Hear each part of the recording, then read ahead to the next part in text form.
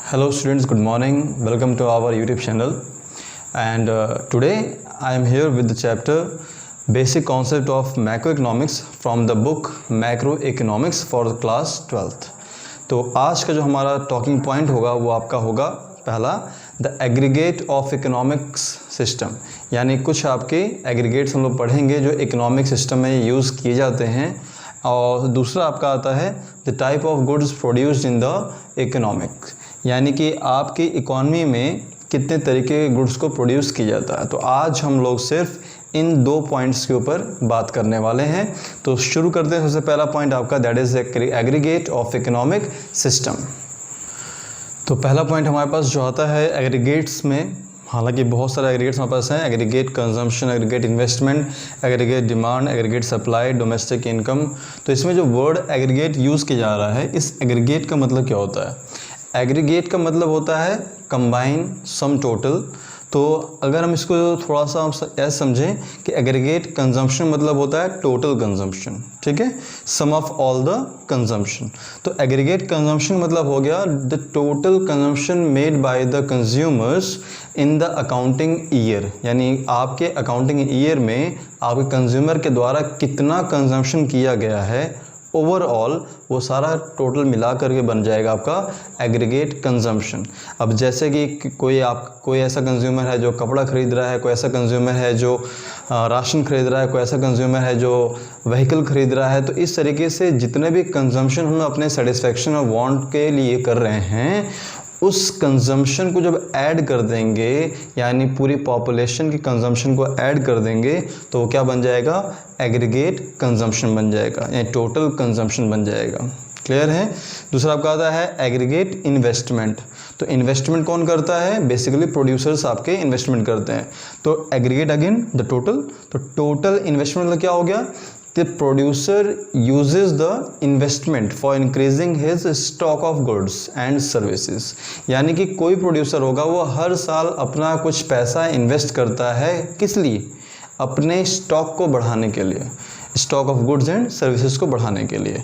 तो total amount invested, the total amount invested by the producer in order to increase the stock of goods and services during the accounting year is known as aggregate investment. अब इसको हम बात करते हैं कि producer के नाम पे हम दो तीन प्रोड्यूसर के बारे में देखते हैं। एक हो गया रिलायंस कंपनी हो गई, एक टाटा कंपनी हो गई, आपका रेमंड का कंपनी हो गई। तो इस तरीके से आपके अलग अलग कंपनीज जो अपने स्टॉक को बिल्डअप करने के लिए या इंक्रीज़ करने के लिए जो पैसा इन्वेस्ट करते हैं, तो रिलायंस कंपनी ने 1000 करोड़ रुपये इन्वेस्ट किया, टाटा कंपनी ने मान लीजिए 1200 करोड़ रुपए इन्वेस्ट किया, रेमंड कंपनी ने 500 करोड़ रुपए इन्वेस्ट किए उस साल अपने गुड्स की सर्विसेज को प्रोड्यूस करने के लिए। उस साल का टोटल यानी एग्रीगेट इन्वेस्टमेंट बन जाएगा। क्लियर है? थर्ड पॉइंट आपका आता है aggregate demand. Again the total demand, the total demand made by the consumers in the accounting year, यानी उस साल के दौरान जो पैसा उन्होंने एक्सपेंडिचर करना है, जो पैसा जो सामान डिमांड करना है, वो आपका हो जाएगा एग्रीगेट डिमांड। क्लियर? नेक्स्ट आपका आता है aggregate supply. Again the total supply of goods and services. Supply कौन देगा? Producer. The total supply of goods and services given by the producer during the accounting year is known as aggregate supply, यानी producers के द्वारा जितना भी सामान आपके market में सप्लाई किया जाता है, चाहे वो क्लोथ हो जाए, चाहे वो आपके खाने पीने की चीज़ें हो जाएं, उन सभी का टोटल कर लिया जाएगा। तो हम ये देखेंगे क्या मिलेगा हमको? वो मिलेगा उस साल का उस कंट्री के लिए total supply during the year, यानी aggregate supply of that country. Clear है? आपका फिर आता है डोमेस्टिक इनकम, यानी टोटल, ध्यान रहे डोमेस्टिक वर्ड यूज़ किया गया है। इसका मतलब क्या हुआ कि वो इनकम जो आपके जियोग्राफिकल बाउंड्री के अंदर जनरेट होती है, ठीक है। तो डोमेस्टिक इनकम का मतलब हो गया the total income generated during the accounting year from the domestic country. नाम ही यूज़ किया गया है क्या? डोमेस्टिक। तो वो इनकम जो आपके डोमेस्टिक कंट्री में जनरेट की गई हो या जनरेट हुई हो, उसको हम बोलेंगे कि वो आपका जाता है डोमेस्टिक इनकम मानी जाती है।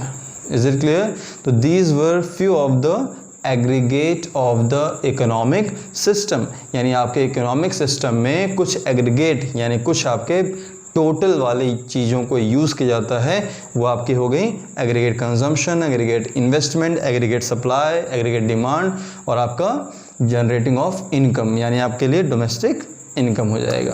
क्लियर है ये टॉपिक? ये आपका फर्स्ट टॉपिक था इस वीडियो के लिए, जो आपके मैक्रो इकोनॉमिक्स के वेरी फर्स्ट चैप्टर में स्टार्टिंग टर्म्स हैं। क्लियर है? अगर कोई दिक्कत हो तो आप इसको फिर से आप इसको देख सकते हैं। Moving to the second point of talk, that is type of goods produce in the economy. तो आपके टाइप ऑफ गुड्स की अगर बात करें हमारी इकॉनमी में जो प्रोड्यूस किए जाते हैं तो उसको क्लासिफाई करते हैं। तो आपका एक बनता है फाइनल गुड और एक बनता है इंटरमीडिएट गुड। ठीक है, एक है फाइनल गुड और एक है इंटरमीडिएट। मीडिएट मतलब है अभी बीच में है, राइट। तो एक है फाइनल गुड यानी जो एकदम रेडी है। तो इन दोनों का डिफरेंस अगर देखा जाए तो final good is the good which is ready to use by the final user, यानी आपके वो फाइनल गुड्स उनको बोलते हैं, वो गुड्स जो आपके एकदम रेडी हैं, तैयार हैं आपके फाइनल यूज़र के द्वारा कंज्यूम करने के लिए या फिर यूज़ करने के लिए, दे आर रेडी। दूसरी ओर आपके इंटरमीडिएट गुड होता है, जैसे कि आपके वो गुड्स हैं विच आर नॉट रेडी और which have not cross the boundary line of production, यानी प्रोडक्शन के आखिरी लाइन को क्रॉस नहीं किए हैं, अभी वो प्रोडक्शन लाइन के प्रोडक्शन बाउंड्री के अंडर में ही हैं, यानी उसमें अभी मॉडिफिकेशन और चेंजेस करना बाकी है। अगर आप इसका देख सकते हैं, लाइक आपकी जो शर्ट है, अगर शर्ट की हम बात करें तो जो शोरूम में शर्ट रखी हुई है which is ready to be use by you people, तो वो आपका बन जाएगा फाइनल गुड, क्योंकि वो तैयार है, उसमें कुछ नहीं करना है। लेकिन जब वही शर्ट एक लेंथ में आती होगी, एक बल्क में कपड़ा बन के आती होगी, फिर उससे कटिंग होती होगी, फिर उसकी स्टिचिंग होती है, तमाम तरीके की उसमें डाइंग वगैरह जो भी उसमें किया जाता होगा, पॉलिश किया जाता होगा, तो वो जो आपका प्रोसेस है, जब तक कि वो शर्ट बन के रेडी नहीं जाती है तो तब तक आपका वो जो प्रोसेस है, वो सारे आपके प्रोडक्ट जो होंगे वो आपके इंटरमीडिएट गुड्स कहलाएंगे।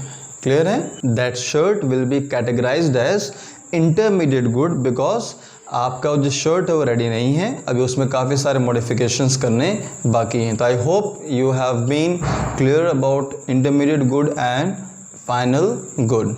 Is it clear? और इनके अलावा आपके दो और तरीके के गुड्स होते हैं, एक होता है कंज्यूमर गुड और एक होता है आपका कैपिटल गुड। ठीक है, so this category is determined on the basis of being used by the final user, यानी ये कैटेगरी बनाई गई है इस बेसिस पे कि कौन यूज़ कर रहा है उसको।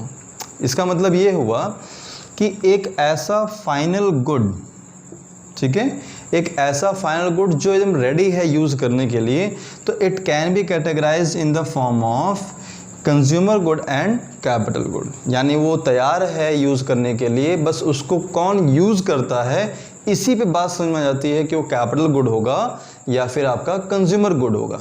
तो बात इसको डिफरेंशिएट करते हैं।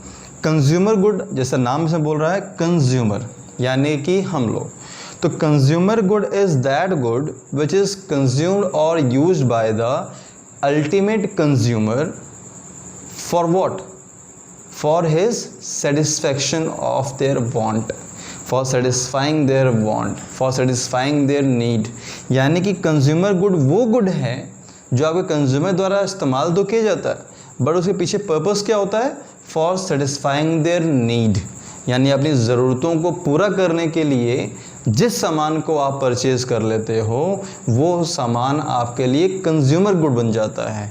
Like purchasing of sweet from the market, तो आप उसे घर पे लेके आएंगे तो उसे एंजॉय करेंगे। कोल्ड ड्रिंक परचेज़ कर रहे हैं तो मार्केट से लेकर के आ रहे हैं और उसको पी रहे हैं, तो उसका जो यूज़ क्या है, जस्ट फॉर योर सेटिस्फैक्शन, तो वो बन जाता है कंज्यूमर गुड। आगे, और कैपिटल गुड क्या होता है? कैपिटल का मतलब होता है एक तरीके से आपका स्टॉक यानी आपका वृद्धि करना आपके पैसों में, तो वो आपका कैपिटल गुड यानी वो गुड जो आपके प्रोडक्शन कैपेसिटी को बढ़ा सकता है और which will be used as the producing equipment, वो आपके लिए बन जाता है कैपिटल गुड, यानी आप उसको यूज़ करके पैसा कमाएंगे। Means the earning profit motive is the motive of earning is the primary, यानी आपको उसके पीछे यूज़ करने के पीछे आपके जो मोटिव है वो क्या है, पैसा कमाना है। बहुत सिंपल सा एग्जांपल आपको दूंगा मैं, जस्ट लाइक आपका स्विंग मशीन, सिलाई मशीन। जब आप उस सिलाई मशीन को अपने घरों में यूज़ करते हैं तो उससे पैसा नहीं कमाना है। अपने घर में यूज़ कर रहे हैं मतलब अपने घर के लोगों का शर्ट पैंट जो है वो जो कुछ भी छोटा मोटा अगर फट जा रहा है तो उसे सिलना है, तो you are using the sewing machine for your home purpose. तो वहाँ पे सेटिस्फेक्शन आपका है मोटिव, तो वो मशीन बन जाएगी कंज्यूमर गुड। लेकिन जब वही सिलाई मशीन आपके टेलर के द्वारा इस्तेमाल किया जाता है जो मार्केट में एक रेंट पर रूम लेकर बैठा है, तो वो जो सिलाई मशीन उसने परचेज़ की है तो क्या उससे वो सेटिस्फेक्शन रिसीव कर रहा है या फिर वो उससे पैसा कमाएगा? एग्जैक्टली पैसा कमाएगा।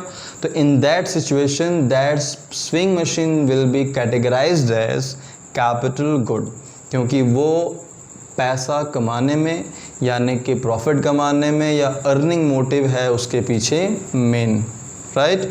सो ये आपका था capital good. Is it clear? I hope कि आपको ये कंज्यूमर गुड और कैपिटल गुड बहुत अच्छे से क्लियर हो गया होगा। एक बार मैं फिर से फटाफट आपको इसको रिवाइज करा देता हूँ। द टाइप ऑफ गुड्स आपके लिए पहला है final good and intermediate good.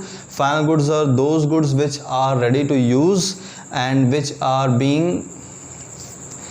Are ready to use and which will give satisfaction to the consumers. Intermediate goods are those goods which have not crossed the boundary line, यानी अभी भी उसमें कुछ modification करना बाकी है और वो अभी प्रोडक्शन बाउंड्री के बाहर नहीं गए हैं, तो ये आपका भी यूज़ करने लायक नहीं होता है। Just like a readymade shirt is an example of final good and the cloth which is been used for preparing or manufacturing the shirt, that cloth, the bundle of that cloth, the thread and other things will be considered as intermediate good. Clear है दोनों में? Intermediate आपका अधूरा होता है, final good आपका पूरा होता है, सिंपल लैंग्वेज में। कंज्यूमर गुड और कैपिटल गुड की बात करें तो these are categorized on the basis of their ultimate consumption. Means consumer good are those goods which are being used by the consumer for his satisfaction, for his want, यानी कि इसके पीछे जो motive है उसका, वो मोटिव है अपनी नीड को पूरा करना, नीड को सेटिस्फाई करना, अपनी ज़रूरत को पूरा करना। लेकिन कैपिटल गुड के पीछे जो उसका मेन रीज़न है वो है अर्निंग, कमाना, राइट। तो कैपिटल गुड आपको मदद करता है आपके प्रोडक्टिविटी को इंक्रीज़ करने में। जैसा आपको एग्जांपल दिया था सिलाई मशीन का, सिलाई machine if been use in the houses तो वो आपके नीड सेटिस्फेक्शन के लिए है, तो वो आपका बन जाएगा कंज्यूमर गुड। और वही सिलाई मशीन जब आपके एक टेलर के द्वारा इस्तेमाल किया जाता है तो वो आप अपना वो जो टेलर होता है वो सिलाई करता है, उससे पैसे कमाता है, that becomes the capital good. In this way these were the topics. I hope कि आपको वो एग्रीगेट वाला टॉपिक और आपका ये second topic the type of good आपको क्लियर हो गया होगा। ओके, सो अगर आपको कोई दिक्कत हो तो आप अपने कमेंट सेक्शन में इस क्वेश्चंस को आप अपना क्वेश्चन पुट अप कर सकते हैं, पूछ सकते हैं। I will back with the next video very soon. Till that give your hard work and just keep studying. Good bye.